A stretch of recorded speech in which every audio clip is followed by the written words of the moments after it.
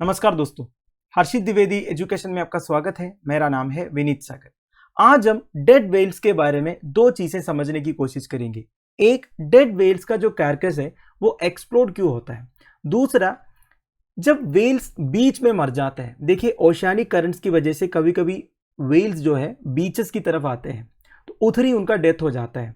तो उनके dead body के साथ क्या होता है जब वो बीच में ही मर जाते हैं। सबसे पहले आप इस वीडियो देखिए। एक आदमी एक वेल का डेड बॉडी को काट रहा था, किस तरह वो एक्सप्लोड हो गया आप समझ सकते हो। अब इसके शरीर के अंदर से जितने इंटरनल ऑर्गन्स वगैरह है वो पूरा बाहर निकल गया। और एक बार मैं स्लो मोशन में दिखा देता हूं आपको। ये देखिए, धीरे धीरे वो काट रहा था डेड बॉडी को और एक पोर्शन पूरा एक्सप्लोड हो गया। देखिए कितनी जोर से एक्सप्लोजन हो गया और पूरा इंटरनल पार्ट्स बाहर आ गया। तो ये एक्सप्लोजन क्यों होता है? देखिए, जब एक वेल का कैरकस मतलब डेड बॉडी डिकम्पोज होने लगता है, उनके शरीर के अंदर stomach and large internal organs में कई सारे गैसेस जनरेट होता है जो समय के साथ बिल्डअप होता है। नाउ ये गैसेस की वजह से वेल स्किन एंड ब्लबर जो है एक्सपैंड होता है। अब ब्लबर का मतलब क्या होता है दोस्तों?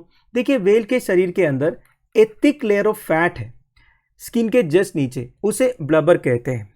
अब ये गैसेस की वजह से वेल स्किन एंड ब्लबर दोनों एक्सपैंड होता है, पर ये जो वेल स्किन एंड ब्लबर है ये कभी भी अपने आप एक्सप्लोड नहीं होगा, क्योंकि ये जो पार्ट ऑफ बॉडी है वो significant amount of pressure handle कर सकते हैं। पर अगर कोई वेल कैरकस के साथ इंटरफेयर किया, कोई उसके ऊपर चढ़ा या फिर उसे मूव करने की कोशिश किया या काटने की कोशिश किया, तो सडनली वो एक्सप्लोड होने का चांस है। And the smell of a decomposing whale is said to be one of the worst smells in the world. जब एक वेल का कार्कस डिकम्पोज होता है ना, तब जो स्मेल आता है ये one of the worst smells है दुनिया में। और जब ये एक्सप्लोड होगा, उनके शरीर के अंदर से जो डिकम्पोज्ड इंटरनल ऑर्गन्स वगैरह बाहर निकलेगा, अब कितना बदबू होगा आप इमेजिन कर सकते। तो दोस्तों, ऐसा कहा जाता है एक डेड वेल को कभी भी टच नहीं करना चाहिए। ऐसा क्यों? सिंपल रीजन है दोस्तों, there is a chance of coming into contact with deadly bacteria on the carcass skin. Well का जो कैरकस है उसमें काफ़ी डेडली बैक्टीरियाज रहते हैं। अगर आप बेयर हैंड से टच करोगे, आप इन्फेक्ट होने का चांसेस है, स्पेशली जब सन स्ट्रॉन्ग है एंड टेम्परेचर एकदम वार्म है। And this is obviously unhygienic at best but could spread infectious diseases. तो इन्फेक्शियस डिसीजेस स्प्रेड होने का चांस है अगर आप डेड वेल को बेयर हैंड से टच करोगे तो। अब दोस्तों, what happens to whales when they die on the beach? सबसे पहले ये समझते हैं ये बीच तक पहुंचते कैसे हैं। उसका दो तीन रीजन है दोस्तों। कभी कभी नेविगेशनल एरर्स की वजह से वो बीच तक पहुंच जाते हैं, कभी कभी सिकनेस या इंजुरी की वजह से भी बीच तक पहुंच जाते हैं। पर अगर वो बीच तक पहुंच गए तो वो स्ट्रैंड हो जाता है, वो वापस नहीं जा पाते हैं। अगर कोई कोशिश करेगा भी ना उन्हें वापस भेजने का, तभी नहीं हो पाएगा क्योंकि उतना वेट है वेल्स का। नाउ अगर समुद्र में ही एक वेल मरता है तो उसका डेड बॉडी के साथ क्या होगा? The body will eventually sink. 2-3 दिन के लिए ऊपर रहेगा, उसके बाद धीरे धीरे वो समुद्र के नीचे चला जाएगा और उधर ही डेड बॉडी डिकम्पोज होगा, कोई प्रॉब्लम नहीं है। But when they end up dead on the beach, there are several ways their bodies are disposed of and varies country to country. देखिए, वो कंट्री के ऊपर डिपेंडेंट है कि किस कंट्री में वेल्स बीच हो रहा है। Sometimes whales are towed back out to sea, which allows them to decompose naturally. कुछ कंट्रीज क्या करते हैं, उन्हें टो बैक करते हैं समुद्र की तरफ और उधर ही छोड़ देते हैं, वो नीचे की तरफ चला जाएगा, डिकम्पोज हो जाएगा अपने आप। कभी कभी उसे एक्सप्लोसिव लगा के ब्लोन अप भी करते हैं, मतलब एक्सप्लोड कर देते हैं उसके बॉडी को। Iceland, Australia, United States and South Africa में गवर्नमेंट सैंक्शन एक्सप्लोशन हुआ है पास्ट में, मतलब गवर्नमेंट सैंक्शन करते हैं वेल की जो कैरकस है उसे एक्सप्लोड करने का। And if the carcass is older, it is sometimes buried और टेकन टू लैंडफिल साइट्स। ठीक है, अगर ज्यादा ही पुराना कैरकस है तो उसे बरी करते हैं मिट्टी में। Now things are very different in New Zealand where whales are quite frequently stranded. आपने अक्सर अखबार में पढ़ा होगा कि न्यूजीलैंड बीचेस में वेल्स स्ट्रैंड हुआ करके। तो न्यूजीलैंड का कुछ अलग तरीका है दोस्तों। Any areas where whales are found beached are considered sacred ground. अब न्यूजीलैंड में एक इंडिजिनियस ट्राइब्स है, माओरी पीपल। माओरी पीपल के बारे में मैंने एक वीडियो में आपको बताया था, ठीक है। तो माओरी पीपल इसे सेक्रेड समझते हैं। अगर कोई वेल बीच हो गया, बेसिकली बीच में स्ट्रैंड हो गया, उधर ही मर गया, तो उसे सेक्रेड मानते हैं।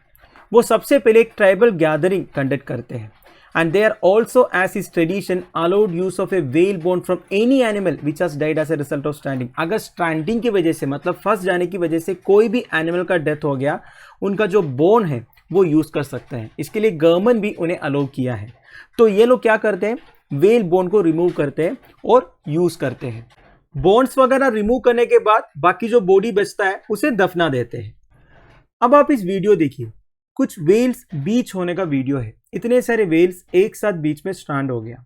कुछ लोकल्स इनका हेल्प करने की कोशिश कर रहा है, पर वो कितना सक्सेसफुल होगा मालूम नहीं. मैक्सिमम जो वेल्स है इधर ही पड़े पड़े मर जाएगा. तो दोस्तों that's it. Now international union of conservation of nature के वेल कंजर्वेशन स्टेटसेस क्या है वो भी चेक करते हैं. अलग अलग स्पीशीज ऑफ वेल्स को और अलग अलग रीजन के वेल्स को अलग अलग कंजर्वेशन स्टेटस दिया हुआ है. नाउ क्रिटिकली एंडेंजर्ड कैटेगरी में कौन सा है, ब्लू व्हेल इन अंटार्कटिका. तो अंटार्कटिक रीजन में जो ब्लू व्हेल है वो क्रिटिकली एंडेंजर्ड है. फिर बाकी जो ब्लू व्हेल है वो एंडेंजर्ड कैटेगरी में है. फिर नॉर्थ वेस्ट पैसिफिक एरिया में जो ग्रे व्हेल है वो भी एंडेंजर्ड कैटेगरी में है. And north Pacific right whale, north Atlantic right whale and सेई व्हेल ये पूरा एंडेंजर्ड में आता है. फिर वल्नरेबल में अटलांटिक एरिया में जो ब्लू व्हेल है वो है. फिर फिन व्हेल और स्पर्म व्हेल. फिर लोअर रिस्क जिसका है, मतलब कंजर्वेशन डिपेंड करता है, कुछ कंट्रीज कंजर्व करते हैं कुछ कंट्रीज नहीं करते हैं. तो नॉर्थ पैसिफिक में जो ब्लू व्हेल है, बोहेड व्हेल है, ग्रे व्हेल इन नॉर्थ ईस्ट पैसिफिक पॉपुलेशन, फिर सथेन राइट व्हेल. फिर नियर थ्रेटेंड वो बेलुगा व्हेल है. लोअर रिस्क मतलब लीस्ट कंसर्न, मतलब जिनके पॉपुलेशन में कोई थ्रेट नहीं है अभी के लिए, वो southern bottlenose whale, bowhead whale, humpback whale, melon headed whale and grey whale. आप देखिए ग्रे व्हेल जो नॉर्थ वेस्ट पैसिफिक पॉपुलेशन में है वो एंडेंजर्ड कैटेगरी में आता है. बाकी जो ग्रे व्हेल स्पीशीज है वो लोअर रिस्क या फिर लीस्ट कंसर्न कैटेगरी में है. और एक इंफॉर्मेशन है दोस्तों, whales in Indian Ocean. Indian Ocean में वैसे मेनी स्पीशीज ऑफ वेल्स पाए जाते हैं. 10 इंपॉर्टेंट स्पीशीज ऑफ वेल्स का नाम मैं बताऊंगा. सबसे पहले ब्लू व्हेल. आप सबको पता है blue whale largest marine mammal है. इंडियन ओशन में, साउथ पैसिफिक ओशन में भी आपको देखने को मिलेगा. Largest population of blue whale Antarctic ocean में है. फिर है फिन व्हेल. फिन व्हेल और फिनबैक व्हेल जो है सेकंड लार्जेस्ट मैमेलियन है अर्थ में आफ्टर ब्लू व्हेल. ये भी आप ध्यान दीजिएगा. इंडिया में Indian ocean and bay of Bengal में आपको देखने को मिलेगा. फिर है humpback whale. Humpback whale is the most popular species of baleen whale. अब ये बेलीन व्हेल मतलब क्या होता है, देखिए बेलीन व्हेल कैटेगरी में उनके मुंह के अंदर एक स्ट्रक्चर रहता है, हैरी स्ट्रक्चर, वो सी वाटर को फिल्टर करते हैं. अब ये जो बेलीन व्हेल्स है वो सी वाटर के साथ खाना खाते हैं. अब ये सी वाटर को फूड से अलग करने के लिए, बेसिकली फिल्टर करने के लिए एक टाइप का हैरी स्ट्रक्चर इनके मुंह के अंदर है. तो इस तरह का जो व्हेल्स है इन्हें बेलीन व्हेल बोलते हैं. अब ये जो हम्बैक व्हेल है ये बेलीन व्हेल है, राइट. अगला है स्पर्म व्हेल. फिर minke whale, Bryde's whale, sei whale, melon headed whale, dwarf sperm whale, pygmy blue whale, ये सारे आपको इंडियन ओशन में मिलेगा. फिर व्हेल शार्क, इसके बारे में बताऊंगा because this is very important. Recently whale shark के बारे में एक न्यूज आया भी था. देखिए whale shark are an endangered species and known as largest living non mammalian vertebrate. देखिए दुनिया में largest living non mammalian vertebrate कौन सा है, व्हेल शार्क है. ये जेनस में व्हेल शार्क जो है सोल मेंबर है और कोई मेंबर नहीं है इस जेनस में. And inhabits all warm temperate area of Indian Ocean. Indian ocean का वार्म टेम्परेट रीजन्स में आपको देखने को मिलेगा. And specially marine national park at the gulf of Kutch, Gujarat में भी. ध्यान दीजिएगा व्हेल शार्क. तो दोस्तों that's end of it. I hope आपको वीडियो इन्फॉर्मेटिव लगा हो.